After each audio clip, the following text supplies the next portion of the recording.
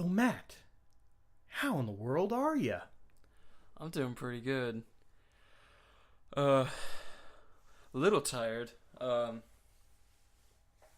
that probably won't help for the next 10 hours or so, as I have to wake up at what was 4:30? It's either 4:30 or 4:15 because I have to drive all the way to Chattanooga for my brother's graduation.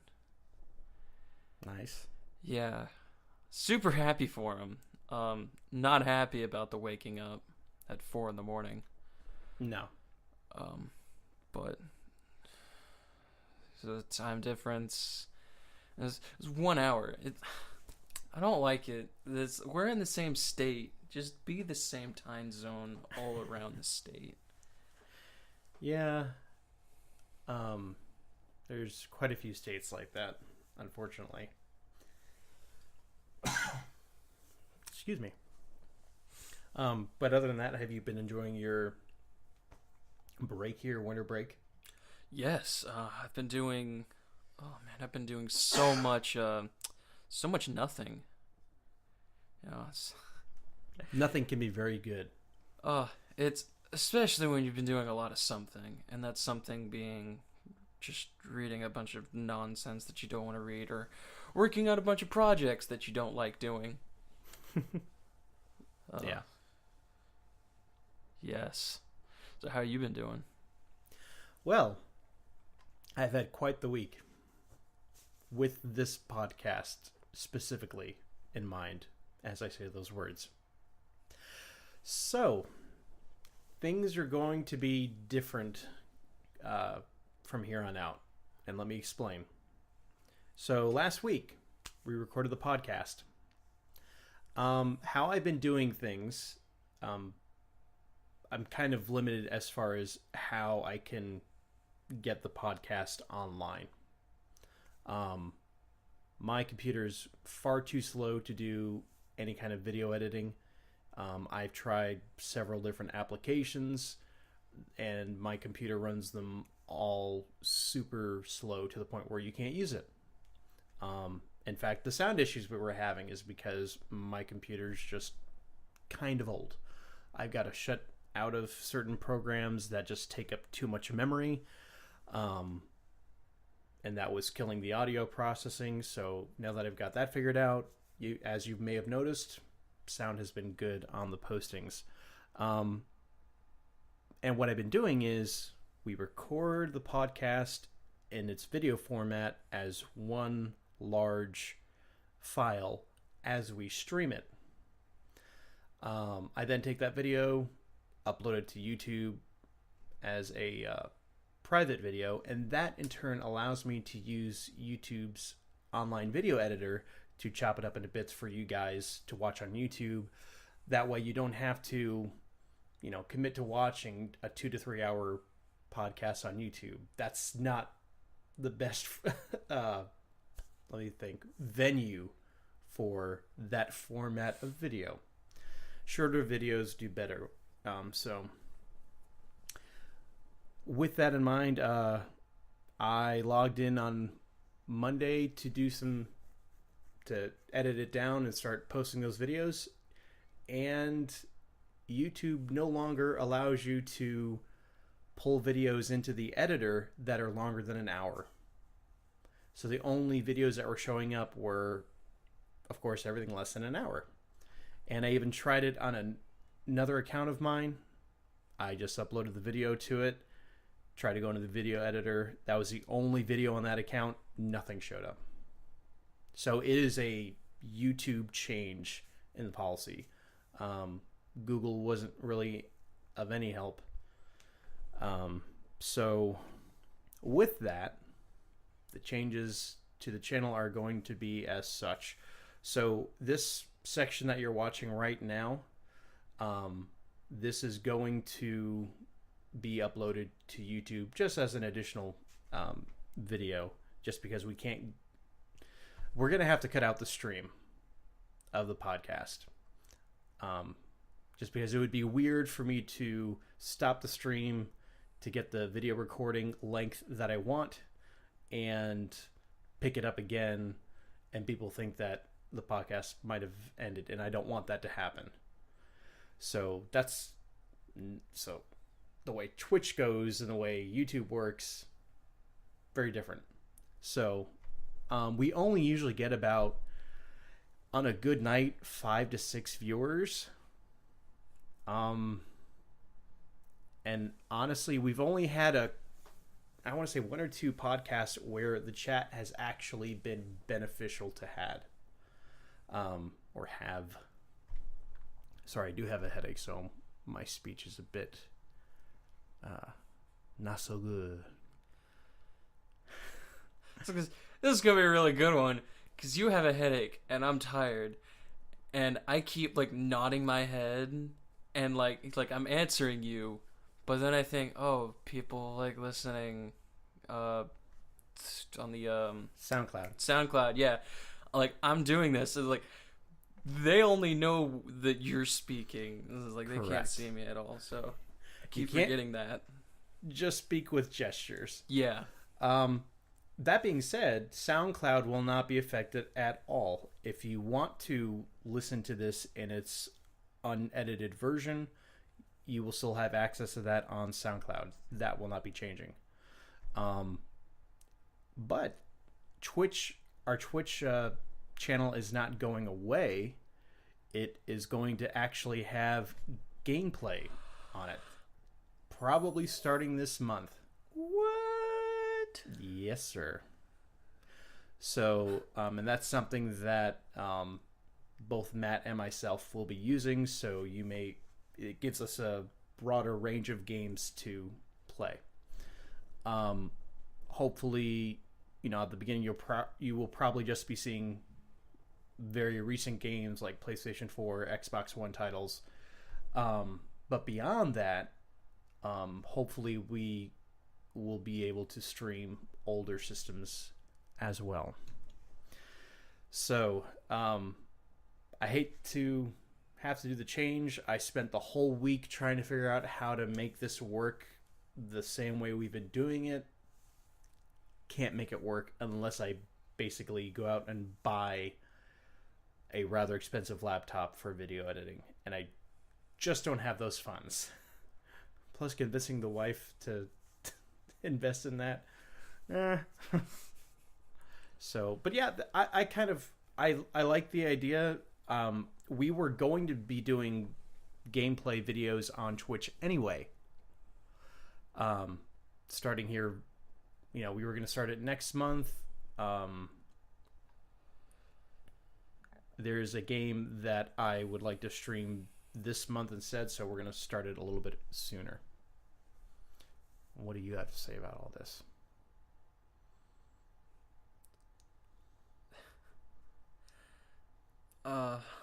Resident Evil 7. This. Why are you talking about Resident Evil 7, man? I want to, just because I think it'll be a lot of fun, but I don't want to at the same time because, as you told me earlier today, we're probably going to have to find some interesting ways to keep the sound in, or make it to where we can hear what's going on. And one of those options involved us wearing headphones. Yes. And just by playing the demo by itself, the sound design in Resident Evil 7 is going to be so atmospherically scary that it's gonna be great. The demo itself, I couldn't handle. Did I finish it? Yeah, you did. Okay, that's right. Yeah, I went to the phone. Of the very... Yeah, the phone is just ringing, and there's just a picture there, and it's like, come on, pick it up. Nothing bad's gonna happen. And I think I got it to where after the phone was done, or after that whole phone call was done, I put the phone down, and I just backed up into a wall, and I was like, I'm not looking up. I know that's what what happens when you watch someone else play. You get those moments spoiled for you. Even if I didn't watch it, I would have known exactly what was gonna happen. And that's the worst part. All I'm saying is your reaction to the first time where the guy comes up behind you and pulls you around and punches you in the face, like you legitimately reacted like, no. No, dude. So you guys are going to be in for a treat. If we could pull this off and play through the whole game together, that'll be great. Yeah, super looking forward to that.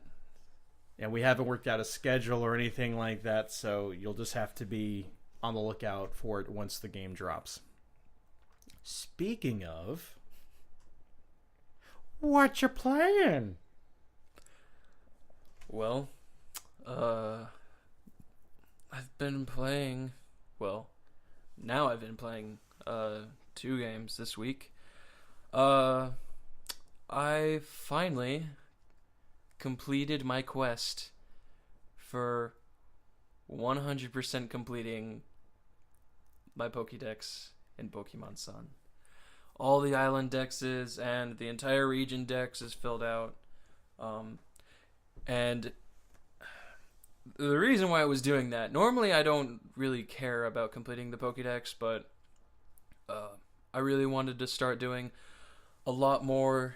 I wanted to do a lot more on my DS in the form of competitive play and just other forms of making the game more interesting. So I decided that I was going to do EV training, and if I can, IV training, and I was also going to do shiny hunting. Well, I tried to do shiny hunting before completing my Pokédex, and I got nowhere. And it's just boring. Like, there's nothing worse than just, like, I don't know, sitting there on a chain of, like, 103 Pokemon coming out of the SOS encounter, or the SOS mechanic, and still not seeing the Pokemon that you want. So you're just like, you know what? I've wasted, like, 2.5 or 3 hours on this. I need to go, like, read a book or something. Wash myself. You just stop this and step away. So, in order to complete shiny hunting, I needed to complete the Pokédex because, well, you don't need to, but if you complete the Pokédex and you talk to this guy, he gives you this item called a shiny charm, and basically it gives you a 300% chance of encountering a shiny Pokemon, which sounds like a lot. But without that shiny charm, the chances of running into a shiny Pokemon are 1 to like 4,000 something. Or it's like 1 to 8,000 or something. I don't know. My goodness. It's stupid. It's stupid how hard it is to find a shiny Pokemon. So I was like, okay, I'm gonna get that shiny charm. So I started the quest of completing the Pokédex. Thankfully, I had been catching like any new Pokemon that I hadn't captured already. So by the time I beat the game, my Pokédex was already at like 63%. Mm-hmm. So I didn't really have to do a whole lot of catching. Well, no, that's a lie. I had to do a lot of catching, but not as much as I would have if I had just played the game like I normally do. So I did all that. I had to trade a few Pokemon for others to get them just because they're version exclusive to Moon. And my brother hasn't even started playing his game, which is the whole point of having a sibling with a Pokemon game, is to trade Pokemon back and forth. But he hasn't started playing that. He's too busy doing something else. I'm sure it can't be nearly as important. No, it's not. Absolutely not. He's just graduating. But, yeah, did that. Not going to go further into that, but completed that. I've started shiny hunting. Already got 2 shinies, and I'm working on my 3rd. I got a shiny Sandygast and a shiny Araquanid. And now I'm looking for a shiny Pyukumuku because I really want to call it Pickle. Because for those of you that don't know what a shiny Pyukumuku is, or what a Pyukumuku is in general, it's a sea cucumber Pokemon. Imagine just like a black bean with eyes and like 3 red spikes on like each side of its back. So there's like 2 rows of like red spikes. Its shiny form is, the whole thing is just green, and the spikes are like a different, it's like a lighter shade of green. And I just want to call it Pickle. The other two are actually going to be used for competitive, but this one I just want just because I like Pyukumuku. And of course, my vote for the name would be Pickle O. Piccolo. Like yes. Pickle-O. If you don't get the joke, get out.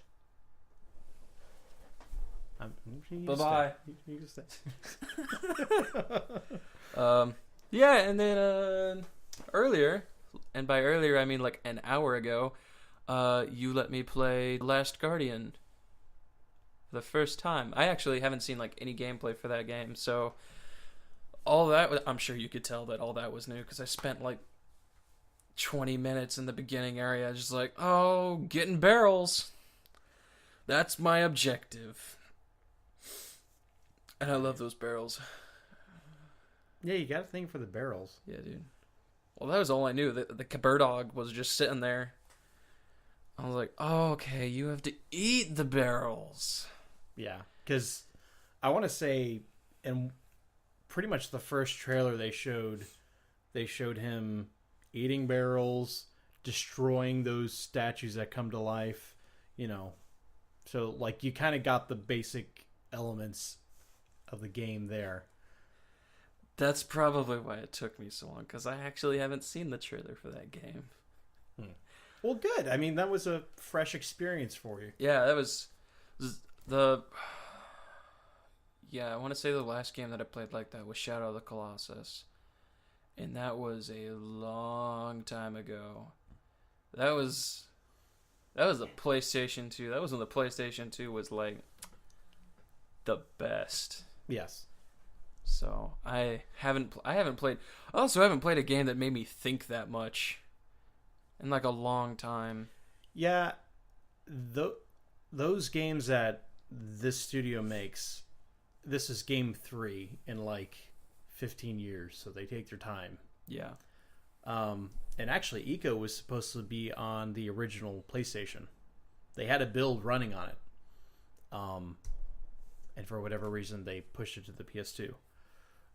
Shadow of the Colossus came out pretty much at the end of the PlayStation 2 lifespan. And it just pushed the console to its absolute breaking point. I mean, that game is... It's incredible that it's running on that hardware. I don't care that it runs at 15 frames per second. Like, see, the thing about frames per second, you do realize we watch movies at 24 frames per second. So I don't understand why we get into this whole 30 frames per second versus 60 frames per second war with video games. Like, 60 frames per second, that's great if you are playing a game that's like really colorful and vibrant and has fast action. If you're playing a game that's very cinematic, 30 frames per second is just fine. 20 frames per second is just fine too. Like, I don't get it. I feel like 24 frames per second should be a target for like a lock at 24 for certain games. As long as it's not a flip book. Yeah, I'm a slideshow. Yeah. Right. Which... Oh my goodness. That's...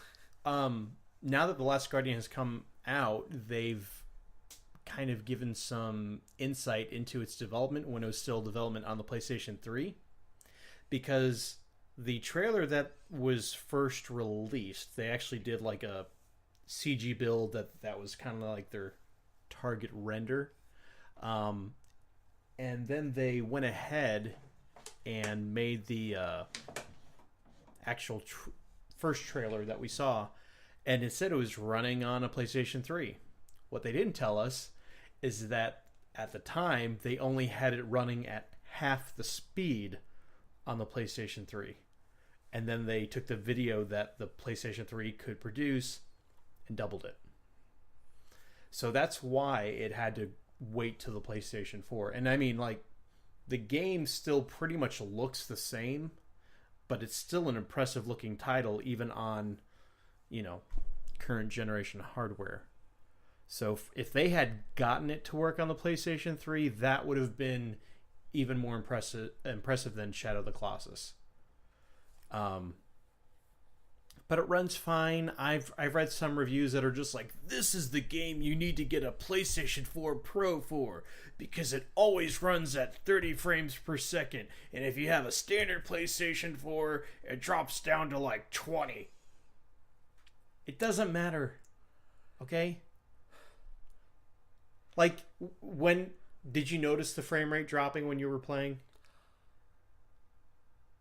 A little bit, but that was only when I got into like the giant open world areas. The open areas, the frame rate drops a little bit. Yeah.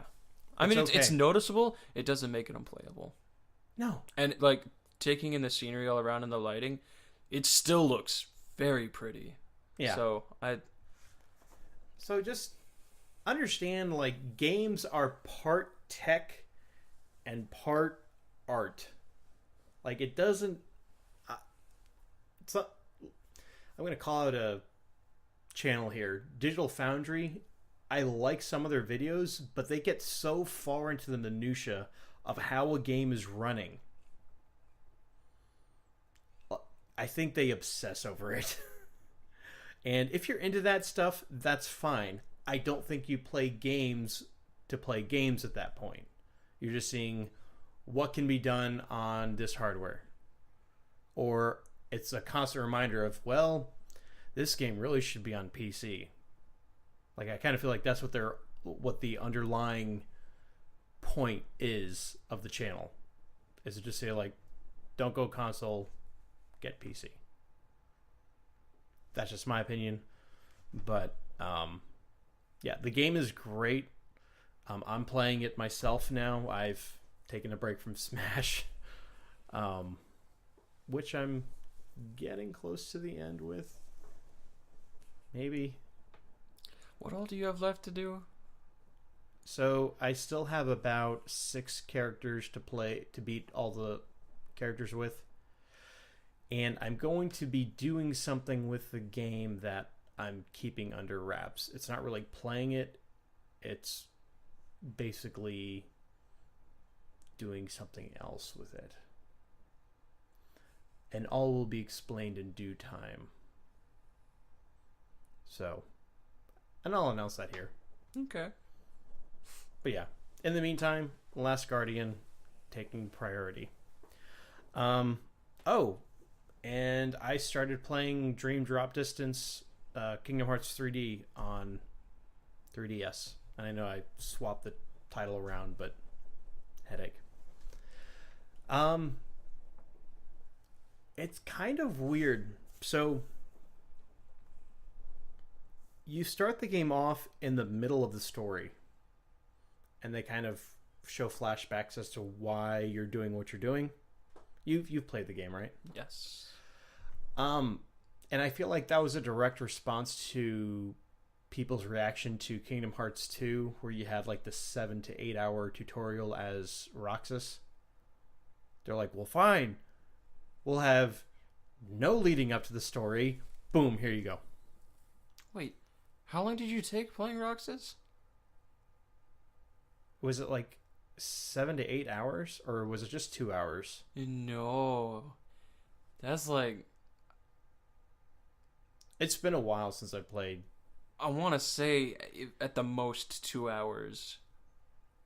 Maybe playing. So maybe, yeah, that might be an exaggeration. That I may be remembering people's description of it, but I remember it took me about 4 hours because I did all the side stuff. Because you can even do side stuff that early on in the game. Yeah. But it wasn't crazy long, and it added to the story. It didn't make sense until you beat the game to pretty much get to the end, but it still added to the story. But everyone, lost their mind. No one has patience when they play a video game, apparently. But I don't know what I think about the Dream Eater system, where you can recruit the Dream Eaters to be your spirit and companions. I mean, some of them have nice designs, but I honestly feel like it's a Kingdom Hearts take on Pokemon. To me, it kind of makes me think of, I think it was Final Fantasy 13 Part 2. Yes. Where you could do like the same thing. Exactly. Where you've got your two people, Sarah and I forget the other guy's name, and then you have a monster that you've recruited. I don't really like that.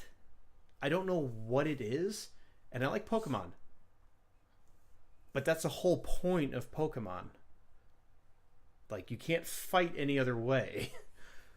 But when they kind of try to shoehorn this in, like, I would have been perfectly fine with them just either having Sora and Riku fight on their own, or have Goofy and Donald and or Mickey. Like, I don't see why they couldn't have just done what they did in previous Kingdom Hearts game. And this is kind of a complaint with Square Enix games in general. They will abandon previous successful game components just because they want their games to offer a fresh experience. So if something worked really well, they're not necessarily going to bring it back in the next installment,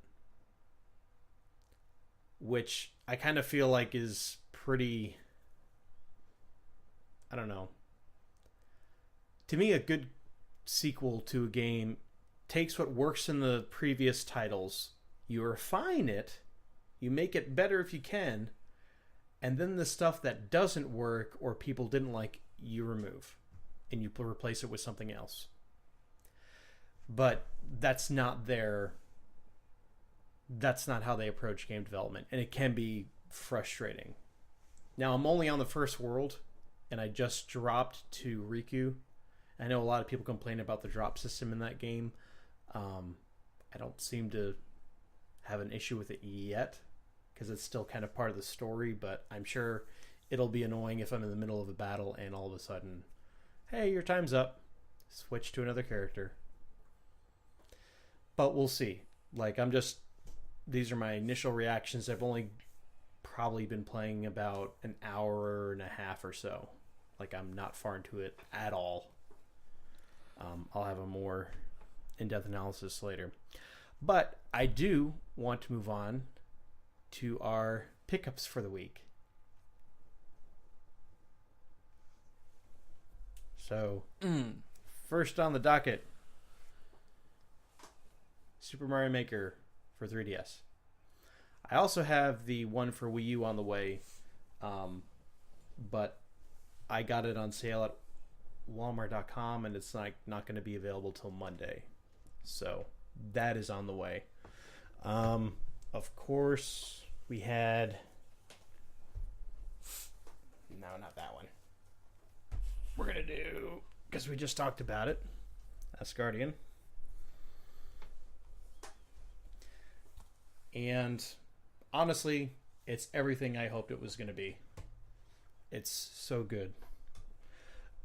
And I know I kind of have to eat some crow here.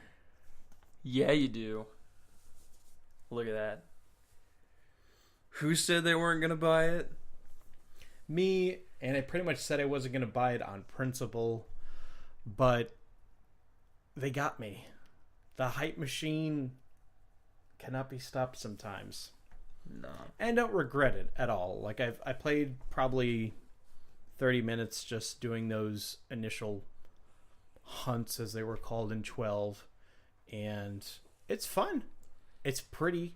There's a little bit too much chatter going on between the characters. Hopefully I either adjust to it or the game kind of doesn't have them talk so much later on. No luck in that. No. In fact, I don't know how many puns they've mentioned right now. There's gonna be a lot. There's a lot of puns. I don't know. Maybe it was just I feel bad because I really want to get this. I really want to get Final Fantasy 15 for Christmas because I want it to be like the first Final Fantasy game that I go all the way through that's an open world. Mm-hmm. But I watched a walkthrough of it just because like I couldn't stand not looking at it because it looked so pretty when I started it. Yeah. The soundtrack alone is just so good. Yeah, I love the main theme. I don't know if I've heard the battle theme yet, but it seems all right. Yeah, I probably won't get to playing that for a long time because it's just not a priority, but I am glad that I picked it up. I've also got the Rise of the Plagiarism. If you've seen our previous podcast episode where we discussed this very cover, where they just, you know what? It's over there. Go ahead and get it. Try not to, spill the. Is it Thief's End? Nope. No. It's a little bit above it. It's between Star Fox Zero and Star Fox Guard. Oh, Nathan Drake Collection. Oh, I so wanted to do this. Are they made by the same No, people? no, you show it. You show Oh, okay. it. Okay. So, Uncharted, Nathan Drake Collection, Rise of the Tomb Raider. Are they made by the same people? Absolutely not. No. Okay, yeah. So basically, the only difference is that This one's blue. this one looks to be, I don't want to say a desert because it's not really a desert. It's more of like a map. It's like an old map that's like tea stained. Yeah.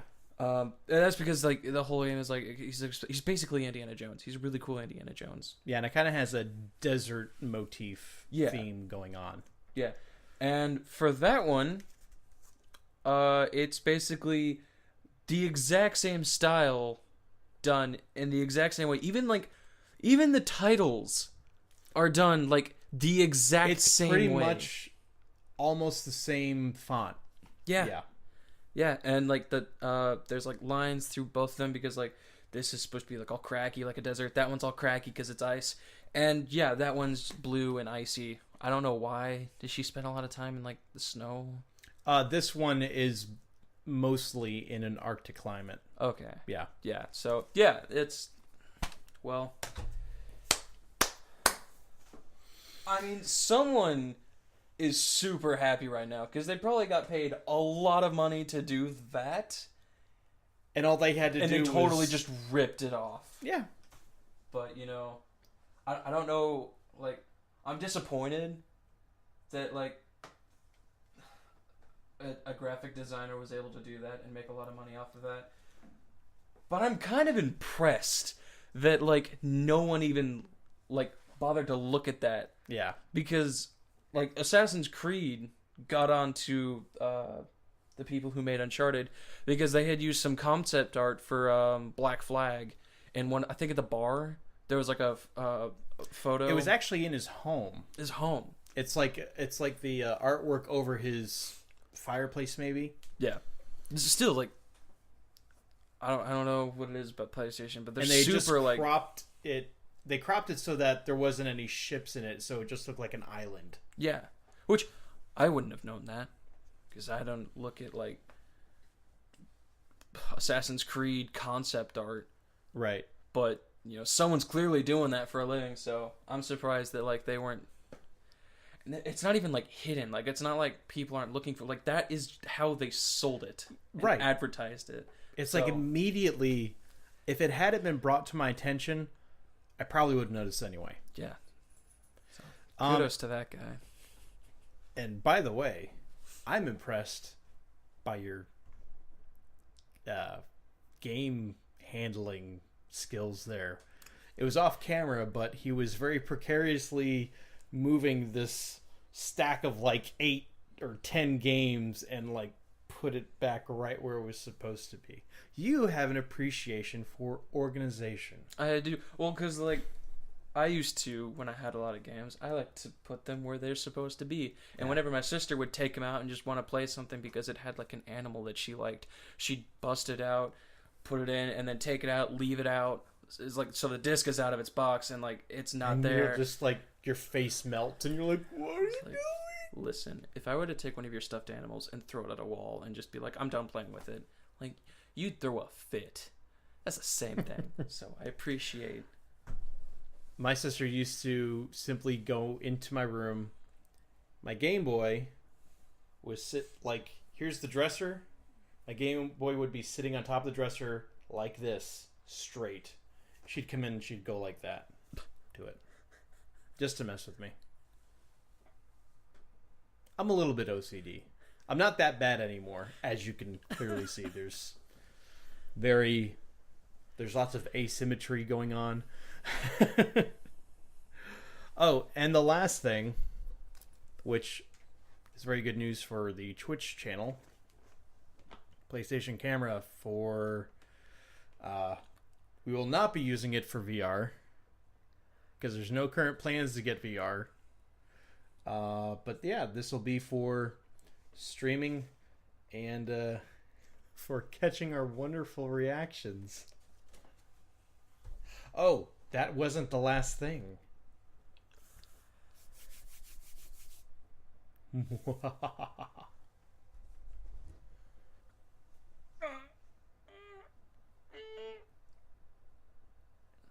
This is not a friend's. This is not a borrow. It's mine. He was so happy when he showed it to me. He came in the room and he was like, BAM! Slam it down on the table. Got one! I did it. Yeah, I'm not going to do a full unboxing, but he's never seen one in person, so we do want to catch that. The box has been opened. It has been opened. He's reaching into the box. He's pulling a smaller box out of the bigger box. Put that box inside of another box. What's in the box? Another box. So thankfully I don't have to dig for it. This is not my first unboxing, of course. That is that it?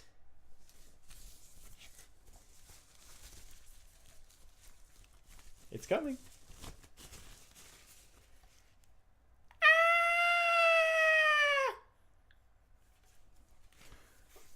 What in the...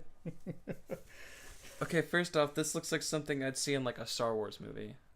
Like, I think this is my first time seeing like an NES. An NES period? Yeah. Like Wow. I've seen a Super Nintendo.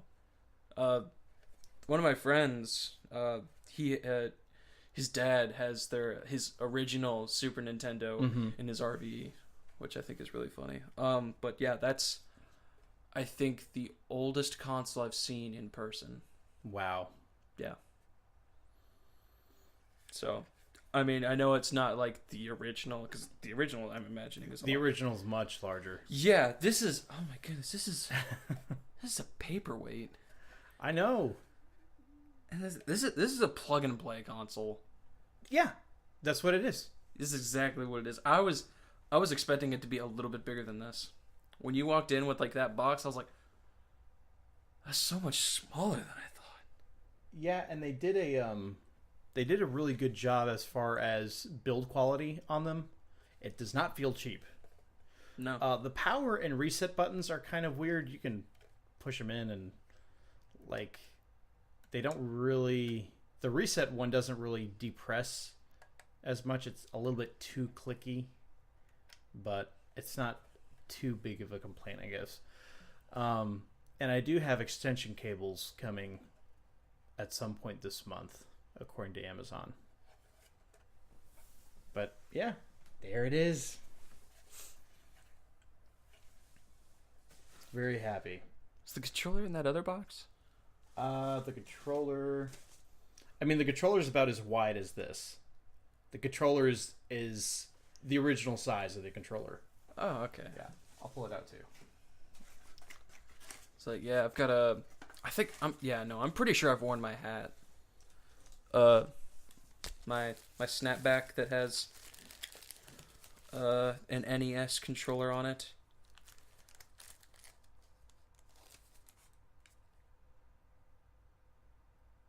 We've come so far. I know. What were they thinking with the sharp edges? With a rectangle. Like this is like a candy bar. Yeah. A lot thicker than a candy bar, but you know, we're America, so we're looking to the future. So right. Maybe we'll get this thick. And we constantly associate things with food. Yeah. There's that. Don't eat it.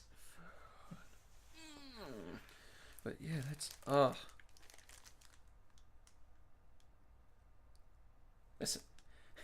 it's weird. I don't know. Is it weird to think that this is kind of cool to hold something like this that's like over 30 years old?